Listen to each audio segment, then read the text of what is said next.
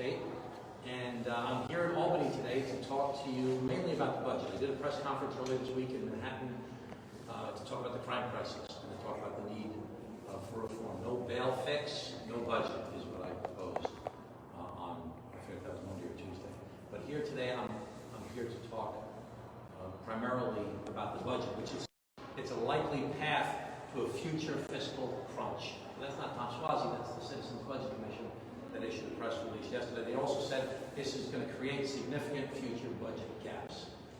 So forget about what I'm saying. This is the Citizens Budget Commission is saying that there's a big problem with this budget.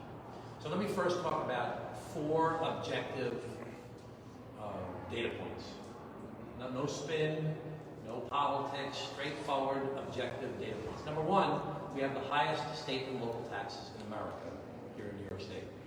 That's not hyperbole, that's not, a political speech, that's fact. We have the highest state and local taxes in America. Number two, we've got a crime crisis. The crime rate in New York City is going up dramatically. Rochester's got a major problem. Buffalo's got a problem. All throughout the state, we're seeing a crime crisis that's taking place. So, highest taxes, crime crisis in New York State is important. Number three, people are leaving New York State. 319,000 people net out migration from New York State last year alone. Higher than any other state in the United States of America. So that's not Tom Suozzi, that's just the facts. We've had the largest net out migration of any state in the United States of America. And I've talked about it before, but I'll bring it up again. We're losing relative population to the country in dramatic ways. When I was born in 1962, I'm 59 years old, we had 45 members of Congress from New York State based upon our relative population to the rest of the country.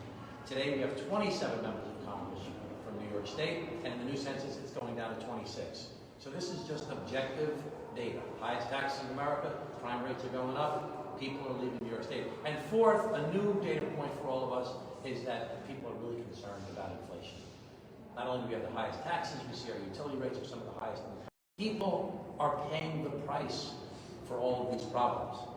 So we need the governor of New York State, whoever that is, to look at what the problems are that we face and to address those problems. So our governor is not addressing the tax problem of our state. She's proposing an election year gimmick where people get a check right before November, and she's not taking advantage of the fact that we are flush with cash that came from the federal government, from me and my colleagues in the New York delegation, to deliver enormous amounts of money to New York State. So we're flush with cash. We've had enormous receipts from Wall Street. Controller DiNapoli just came out with a report about the bonuses that everybody got. That's resulted in more tax revenues for the state. We're flush with cash for the first time in a long time. And are we addressing these problems that I'm talking about in a systemic way to try and make it so that New York State's attractive again? No. We need a tax cut in New York State. Not a one-time gimmick before the election, but a structural reform of the budget and of the debt and of the taxes in New York State. I'll be laying out more details on my tax cut proposal sometime around tax day in April. Second, we have a crime crisis. Okay, it's a very real problem. The governor is treated like an afterthought. She says, well, I'm going to deal with it after the budget. I need more data. And then, as we all know, I think it was last week, she leaked her crime proposal, or she says she wasn't her crime proposal was leaked to the Post and then to some other papers, and she won't talk about it. You're supposed to be the governor, you're supposed to be leading, you're supposed to say we have a crime crisis, this is what I'm proposing to address the crime crisis. She said, I'm not going to negotiate in public. We don't want to negotiate in public. We want her to tell us what her plan is to address crime in New York State. And instead, she has Lieutenant Governor Benjamin taking the lead on this. Lieutenant Governor Benjamin, who in his last campaign for controller of New York City, his main policy platform was defund the police. All over his literature, all over his website.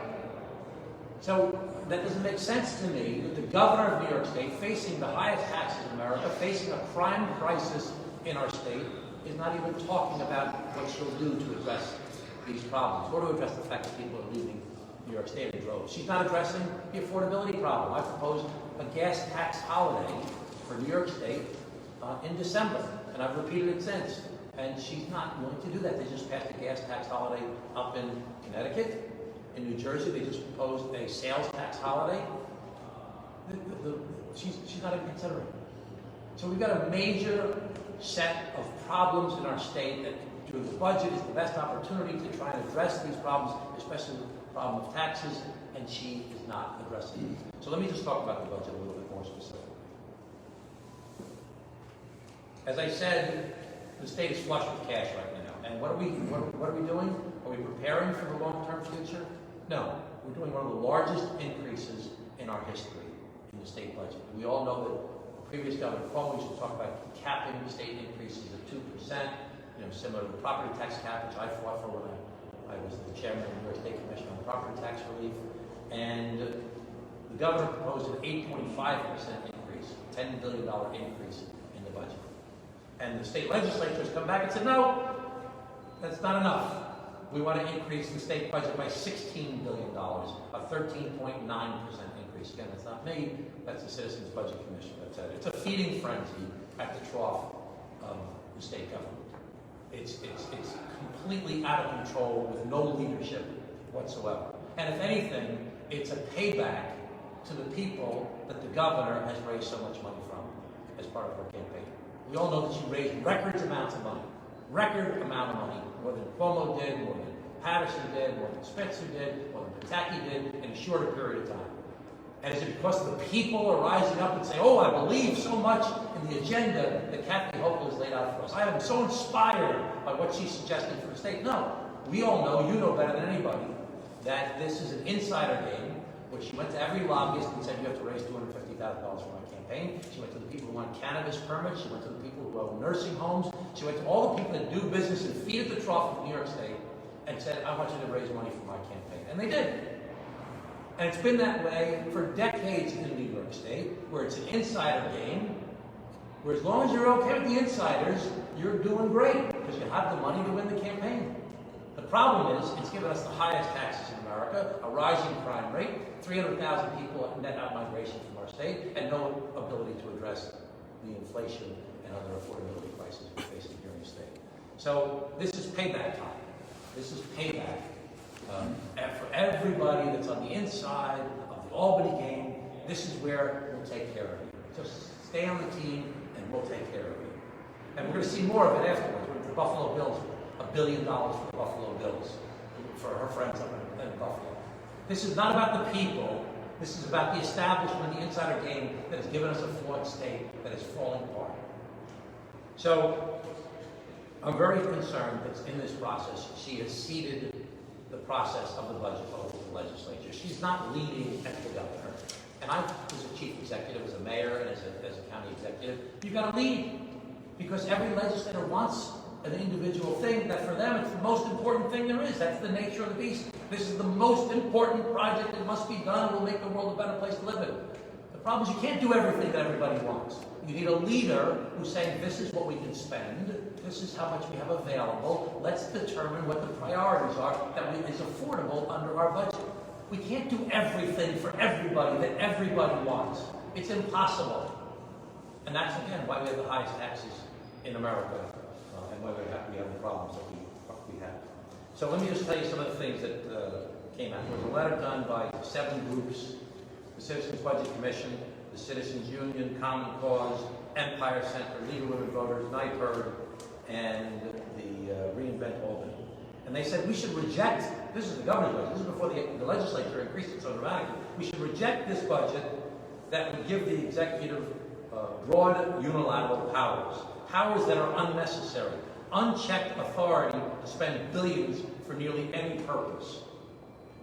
So again, these proposals that the governor's made in her budget, and there's a $12 billion slush fund that she's created in this budget, not the rainy day fund, which is really a wonderful thing to have rainy day funds, especially considering the fact that we're going to be facing the problems that we're going to be facing. But she created a $12 billion reserve for economic uncertainties, and she created a separate $11 billion investment in healthcare. And what did the comptroller say about this? The comptroller said that these funds, and these special economic uncertainty funds, falls short with respect to the high standards of transparency, accountability, and oversight. And the money is, quote, allocated to broadly defined purposes with virtually no specificity. That's not me, that's the New York State Controller that's saying that. Again, it ignores the benefits of using formal budgetary reserves.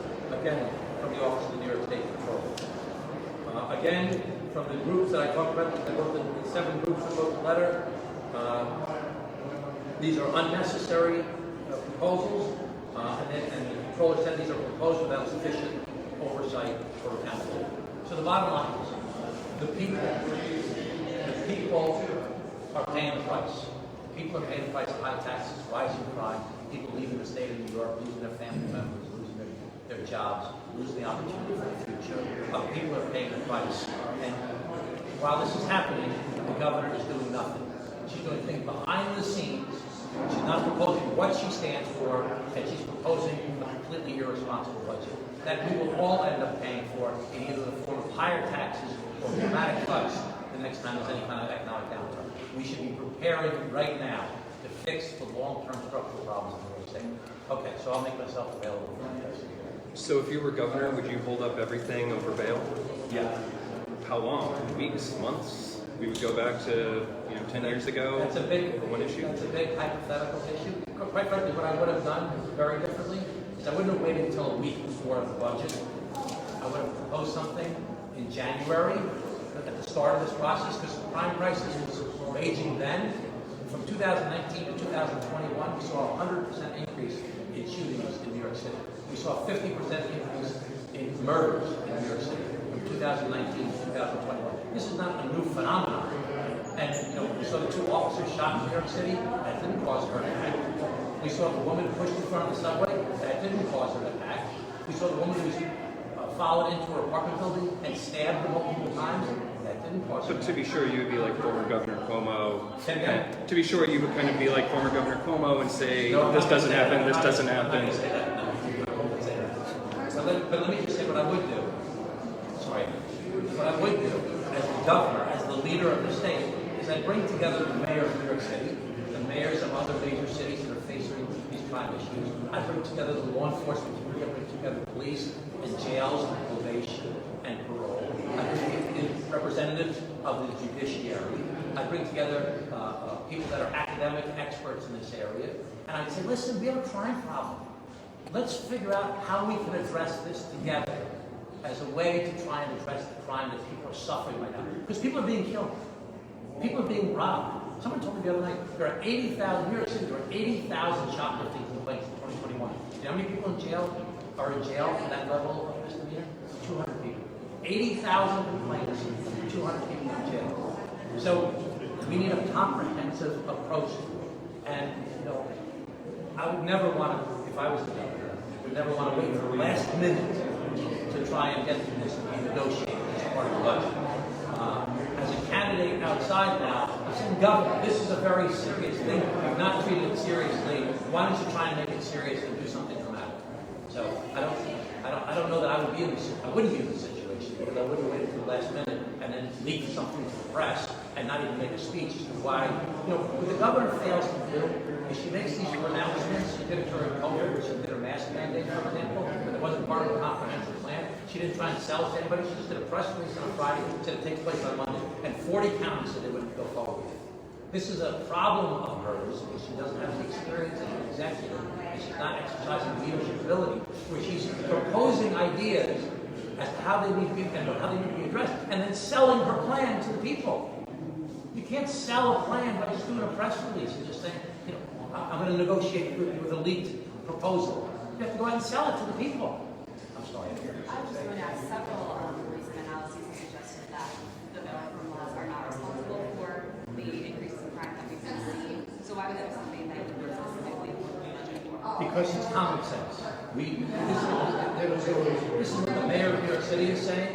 This is what the chief judge is saying. This is what the commissioner of police in New York City is saying. What law enforcement officials throughout the state and what prosecutors are saying throughout the state. There needs to be more than that. I have a 15-point crime prevention and intervention plan. This is one very central element. Oh, Forget about all those people. 49 other states have a dangerousness standard, as does the federal government. So everybody said we need more data, we want to study. It's common sense. It's just obvious. So, yes. In her plan, the governor does propose introducing something like a dangerousness standard. What do you think of the plan, and how would yours be different? Her plan is completely half-baked. It's a phony baloney plan. In what way? In that of the 6,500, was reported in the Times Union the other day.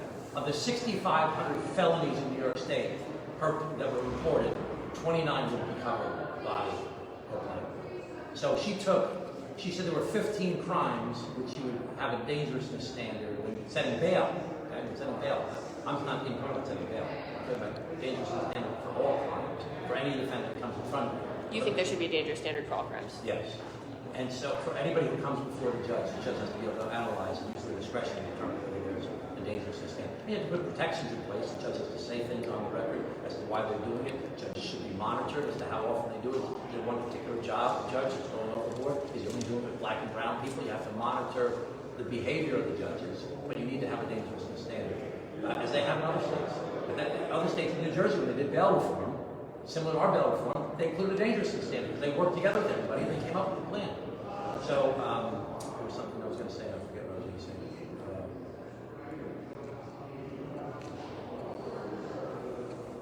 She proposed 15 different bail-eligible crimes to look at dangerousness.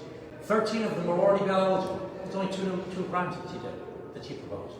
So when you dig in to the details a little bit about what she's proposing, it's really not anything.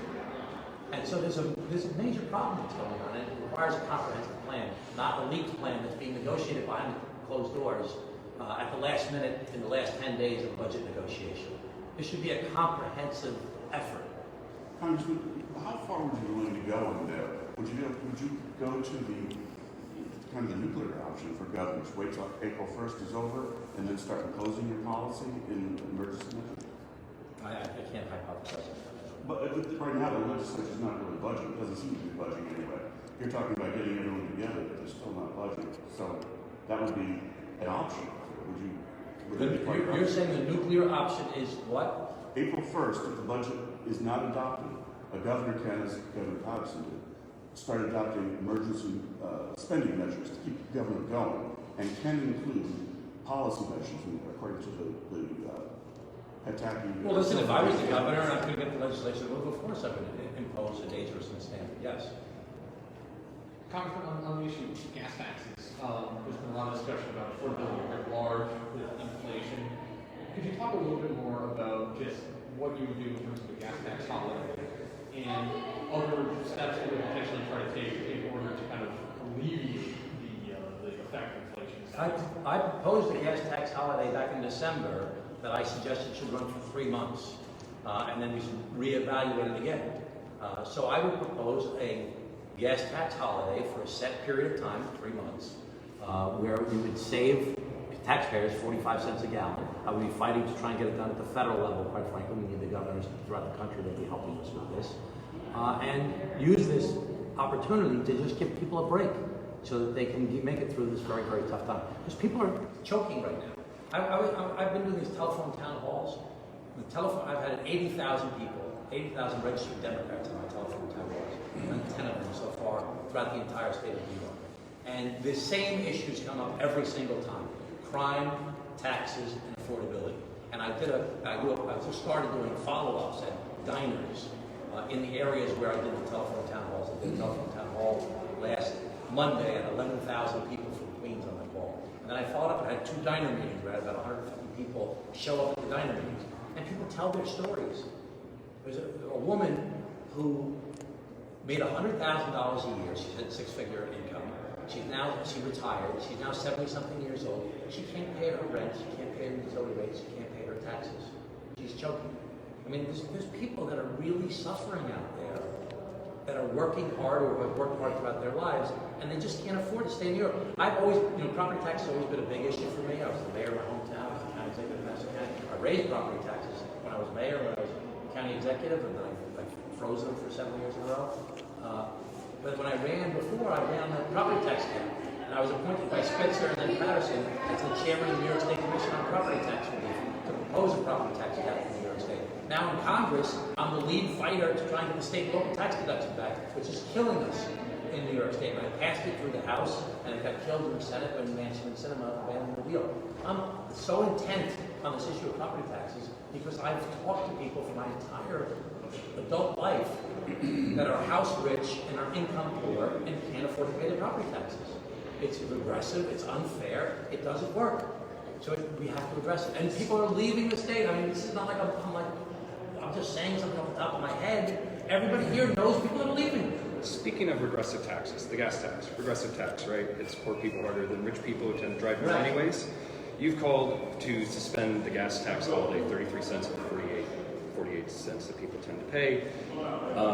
First of all, you're basically, a lot of these things that the money goes to, fixing roads, bridges, bond payments, are things that have to be paid for one way or another. A lot of it's already been spent. So why should New Yorkers as a whole, taxpayers as a whole, subsidize a gas tax holiday for motorists? And at the same time, how do you know that it's actually legal? Because some of this is tied up into bond covenants, and you can't just take away revenue for that and divert it to something else, or just call it a gas holiday. So listen, I'm a big proponent of having revenues to pay for things specifically like gas taxes. Gas taxes make sense. It's a good thing. It's not a bad thing. But we're in a unique situation right now. People are choking. One of the things that they're being hurt by the most, people that are least able to pay, are their But the benefits would go to the people, to the richer people. What's that? The benefits of suspending the gas tax would disproportionately go to rich people who drive more. Sorry. I would disagree. The benefits are going to disproportionately go to people who have to go to work every day, and they are spending a lot of money on their gas tax right now. But a lot of the people that commute by subway or bus or walk, they would be subsidizing the People are gas not taking tax. the money to the crime crisis right now. If you've ever been down That's absurd. People still take the subway. The traffic is awful in the New York metropolitan region. So shouldn't you disencourage people to drive then by keeping the gas tax? Because you're going to be encouraging people to drive more. That could drive prices up on gas. People right now are driving a lot more than usual because they're coming back to work, and it's hitting a lot of low-income people. And we're in a unique situation right now that the state is flush with cash like never before. Record amount of surpluses that exist because of the federal government and because of the bonuses from Wall Street. And I helped pass a $1.2 trillion infrastructure bill that'll pay for roads and bridges and sewer and water in New York State, that'll provide the state with enormous amounts of money to do major projects that was done on a bipartisan basis, because I'm the vice chairman of the Problem Solvers Caucus, and the Problem Solvers Caucus and a commensurate group in the Senate helped to negotiate that $1.2 trillion deal. Last question, guys. I'm sorry, just real quick. About a week ago, when Andrew Cuomo appeared in front of the church, you said that he said a lot of the things that you were saying. What should whoever read that tweet be reading into it? Are you suggesting that Governor Hochul is opening the door for Andrew Cuomo to come back? Are you suggesting that you all somehow have a lot in common? What exactly did that mean? It was not cryptic in the way that it was written, but it was cryptic in the way that people interpreted that. Yeah, so I'm very straightforward. Andrew Cuomo said a lot of the same things that I've been saying in my campaign. That's it. We've got a tax problem, we've got a crime problem, people are leaving New York State, they have to be addressed. Do you not find him to be a radioactive figure right now to like loosely associate yourself with, considering the circumstances? I'm not associating myself, I'm saying he said the same things that I said. How do you think Thanks, guys. he would affect the race if he were to jump in as one of the Democratic primary? I think regardless of whether he gets in or doesn't get in, I'm going to be the next governor of New York State. Right.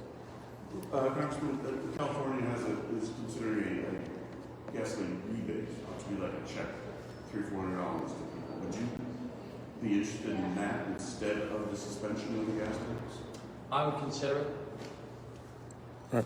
I think the bottom line is people need relief. People are suffering right now. We should be figuring out how to do that. Right. And that's just like a very straightforward, common sense idea that's very straightforward, that people will relate to, that people will feel immediate relief, and it's just a common sense idea. Thanks, guys. Okay?